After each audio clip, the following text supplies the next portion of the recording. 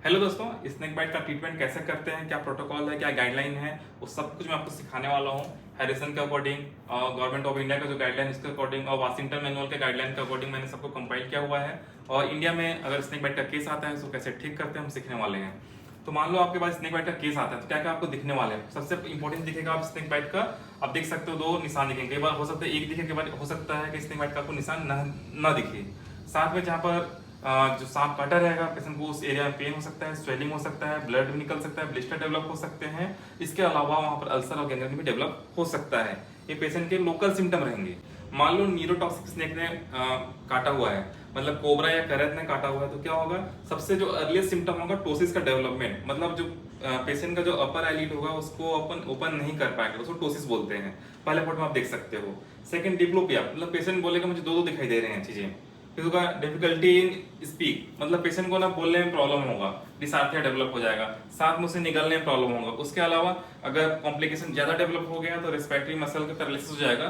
तो पेशेंट को इस कंडीशन में कई बार वेंटिलेटर में भी रखना पड़ सकता है। ये सारे फीचर किसके हैं, कोबरा या करत स्नेक के। और मान लो पेशेंट को हीमोटॉक्सिक जो पॉइजन वाली स्नेक ने काटा हुआ है तो क्या होगा, गम ब्लीडिंग होगा, पेशेंट के माउथ से ब्लीडिंग होगा, इकाइमोसिस या फिटिकी डेवलप होगा, पर्क्यूरिया डेवलप होगा। मतलब पेशेंट के बॉडी में कहीं पे जांग में, पेट में, हाथों में इस तरह के पैचेस बने हुए मिलेंगे। साथ में कोगुलोपैथी हो जाएगा, पेशेंट का पीटीआईएनआर भी रेस्ट हो सकता है, पेशेंट को हाइपोटेंशन होगा, पेशेंट शॉक में चला जाएगा। इसके अलावा ओलिगोयूरिया, एन्यूरिया डेवलप हो जाएगा क्योंकि एक्यूट किडनी इंजरी हो जाएगा ऐसे पेशेंट को। पेशेंट के परमिशन से लिया गया ये फोटो है। वाइपर जो स्नेक होता है उसके बाद देखो किस तरह से गम ब्लीडिंग हो रहा है। पेशेंट की कीमोसिस डेवलप हो गया, कंजक्टिवल एडिमा डेवलप हो गया, देख सकते हो। इसके अलावा पेशेंट की काइमोसिस डेवलप हो गया है, पैरों में स्वेलिंग डेवलप हो गया है।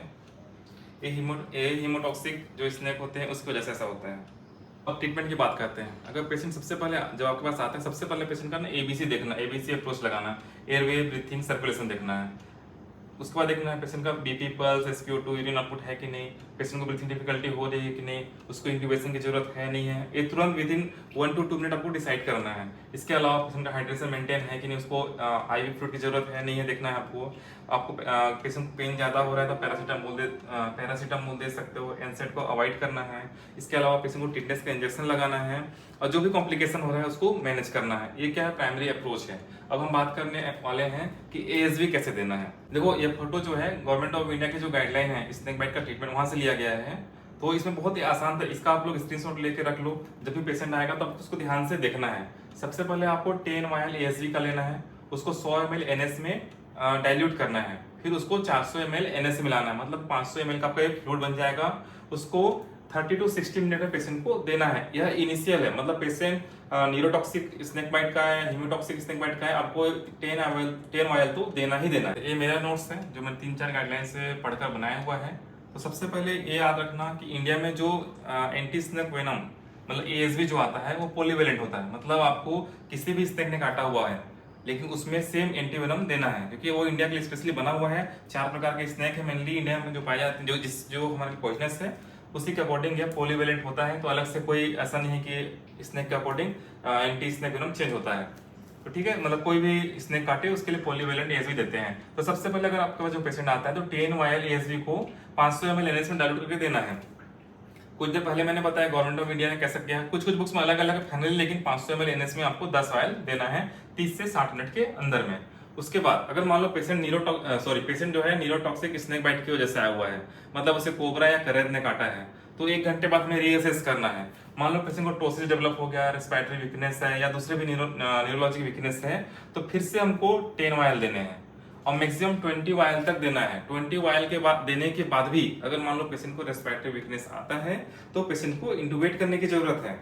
क्योंकि जो एंटी एएसवी जो हम देते हैं, एंटी स्नेक वेनम जो देते हैं, तो जो स्नेक का वेनम है उसको रिवर्स करता है, लेकिन जो वेनम जो है हमारे जो टिश्यू में बाइंड कर गया है, जो टिश्यू में चला गया है, वह उसको रिवर्स नहीं कर पाता है। तो अगर 20 वायल देने के बाद भी न्यूरोटॉक्सिक पेशेंट का अगर क्लिनिकल फीचर में इंप्रूवमेंट नहीं होता है, पेशेंट को रेस्पिरेटरी फेलियर होता है, तो उसको इंटुबेट करना है और अदर कॉम्प्लिकेशन को ठीक करना है। मान लो पेशेंट हीमोटॉक्सिक स्नेक बाइट का आता है, मतलब रसेल वाइपर या फिर जो सॉ स्केल वाइपर इसने काटा हुआ है, तो 10 वायल तो देना है। जो मैंने स्टार्टिंग होता है कि स्नेक कोई सा भी पॉइजन स्नेक है तो इनिशियली 10 वायल एएसवी तो देना ही है। उसके बाद हमको क्या करना है, 6 घंटे के बाद 20 20 minute whole blood count test करना है। मैं बाद में बताऊँ कैसे करते हैं उसको। वो करना है, अगर मान लो और साथ में अगर ब्लीडिंग ज्यादा हो रहा है तो पहले भी करना है, 6 घंटे का वेट नहीं करना है। अगर मान लो ब्लड इनकोगुलेबल होता है या फिर ब्लीडिंग कंटिन्यू चालू है तो उसके बाद फिर से 10 ASV फिर से देना है। मतलब इनिशियली 10 ASV हमने दिया और मान लो पेशेंट का ब्लीडिंग ठीक नहीं हुआ, फिर से हमने सेकंड 10 वायल ASV दिया हुआ है। उसके बाद ही मान लो पेशेंट का ब्लीडिंग मतलब जो भी कोगुलोपैथी ठीक नहीं होता है तो फिर से हमको देना है। यूजुअली जो है 25 से 30 वायल जो एंटी एसिनोफिलिन देते हैं उसका पेशेंट के ब्लीडिंग में इंप्रूवमेंट हो जाता है। इसका मतलब जो है हमारा डोज जो है सफिशिएंट चला गया है जितना पेशेंट को जाना चाहिए। 20 minute whole blood clotting test कैसे करते हैं पहले वो देख लो। अपने को एक टेस्ट ट्यूब लेना है या फिर जो हॉस्पिटल में कोई भी वायल होता है वो लेना है। 2 ml उसमें वेनस ब्लड डालना है, 20 मिनट तक छोड़ देना है।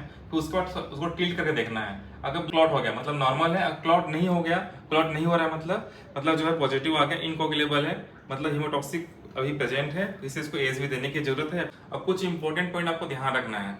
स्नेक किसी बच्चे को काटे या किसी बड़े को काटे उसमें जहर उतना ही छोड़ता है। तो जो ASV का डोज होगा बच्चे के लिए भी सेम रहेगा, एडल्ट के लिए भी सेम रहेगा, बट एनाफाइलेटिक रिएक्शन होने के चांसेस थोड़े रहेंगे तो आपको ध्यान देना है।